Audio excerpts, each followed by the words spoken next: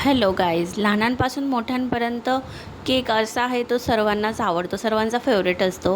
चला रेसिपीला सुरुवात करू फास्ट.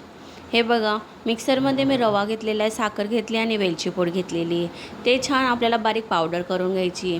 नंतर दुसऱ्या बाउलमध्ये आपल्याला दही घ्यायची. दही मी घरीच बनवलेली होती, खूप छान आली होती जाडीदार. आणि आता त्याला छान फेटून घेतलेली आहे. छान फेटून घेतल्यानंतर मी तुपाचा वापर केलेला आहे. 1 वाटी मी तूप घेतलेलं आहे. ते छान मिक्स करून घ्यायचं. ते असं गोळा नको व्हायला म्हणून आपण जरा जास्त वेळ फेटून घ्यायचं. आता मी हे बारीक पावडर बनवून घेतलेली होती. त्यात आधी दूध टाकलेले, मी अर्धा कप दुधाचा वापर केलेला आहे. आणि आता रवा, वेलची पावडर आणि साखर ते बारीक पावडर झालेली होती, ती पण छान मी मिक्स करून घेतलेली आहे. हे मेन आहे.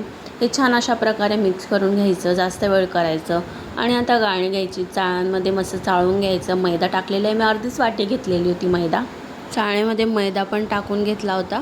आता बेकिंग पावडर, बेकिंग सोडा आणि चवीपुरता मीठ आणि नंतर मिल्क पावडर टाकलेलं आहे बघा. आणि हे छान मस्त फेटून घ्यायचं. परत एकदा थोडंसं मिठाचा वापर करायचाच. हे बघा, मेन इन्ग्रेडियंट व्हॅनिला एसेन्स टाकलेलं आहे मी.